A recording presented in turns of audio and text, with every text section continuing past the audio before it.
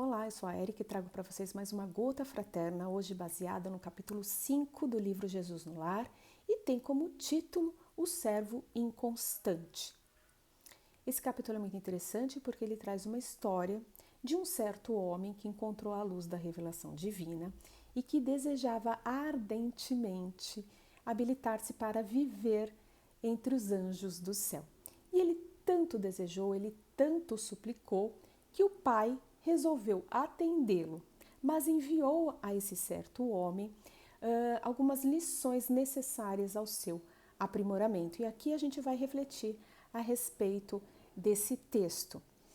E essas lições para o aprimoramento desse certo homem têm a ver com o trabalho. Então, esse certo homem, ele vai realizando diferentes tarefas em relação a trabalhos manuais e ele vai passando por lugares diferentes, convivendo com pessoas diferentes, com situações diferentes, né? Até o próprio trabalho hábil que ele tinha que realizar eram diferentes em cada situação.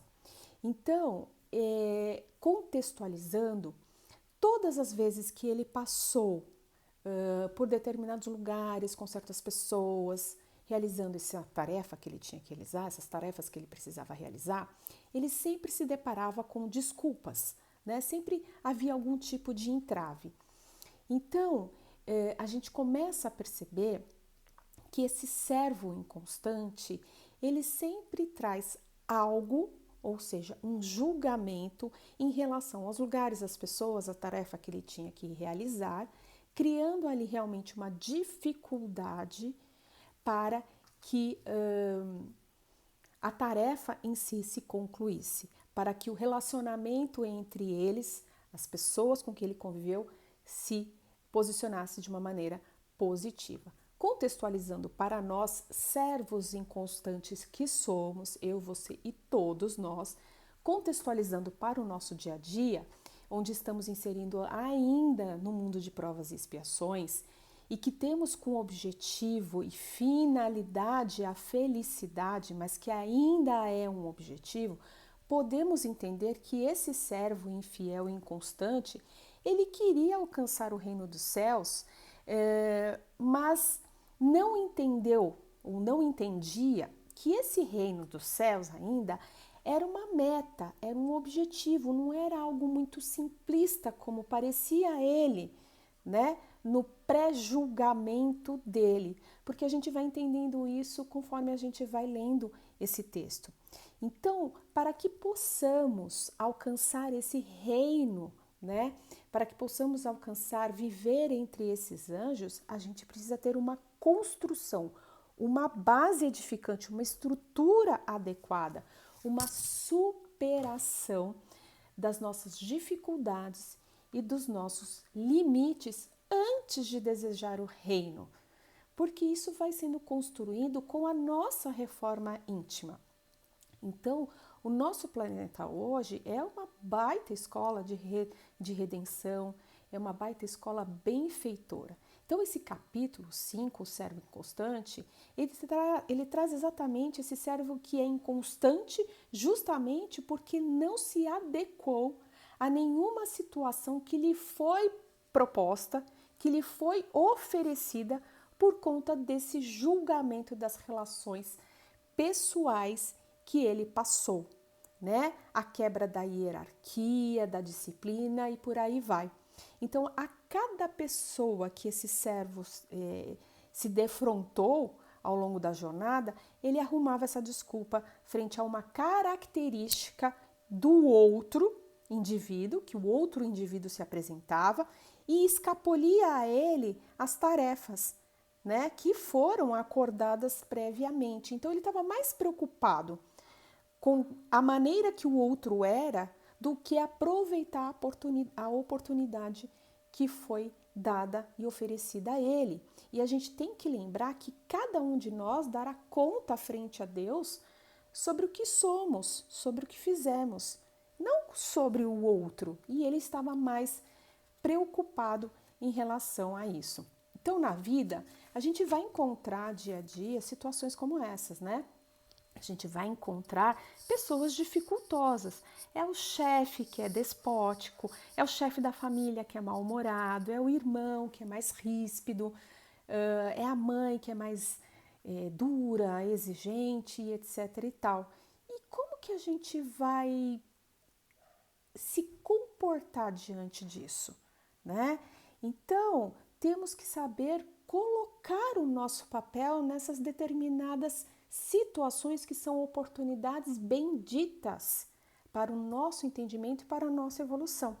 Então, tragamos para o nosso espírito, para o nosso entendimento e evolução, os exemplos de Jesus, que é o nosso modelo e maior guia, pois faltaram a esse servo inconstante a humildade, a obediência, a disciplina, o respeito, a tolerância, a indulgência e ainda mais o perdão. Então, ninguém evolui a caminho da felicidade se não dissipar antes todas as trevas, né, todos os sentimentos inferiores que ainda permeiam a nossa vida. Então, somos muito reativos ainda. Ah, o meu chefe é muito duro e blá, blá, blá, blá, blá. A gente tem que transformar essa reação não numa reação negativa e sim transformá-la numa reação positiva, né? Em relação ao comportamento do outro, porque as ferramentas, olha as ferramentas que foram utilizadas por Jesus, porque cada trabalho que esse servo foi desempenhando era um trabalho diferente. Isso é muito interessante, não era sempre a mesma função. Então foram muitas oportunidades pelo qual o servo passou e não aproveitou. Então, vamos ter sim uma série de dificuldades de relações interpessoais, no trabalho, na família, com os amigos, no transporte público, não importa. Importa o seu posicionamento frente a isso, né? A sua transformação frente a isso, a sua boa transformação rumo a essa felicidade, rumo ao reino de Deus. Então, essas vertentes serão utilizadas por nós para que possamos esculpir, moldar, enfeitar o nosso espírito renovador, reformador, né? Então temos a oportunidade da reencarnação, da bendita reencarnação, para assim progredirmos, evoluirmos, né? E para tal a gente precisa se reformular. E como essa reformulação acontece?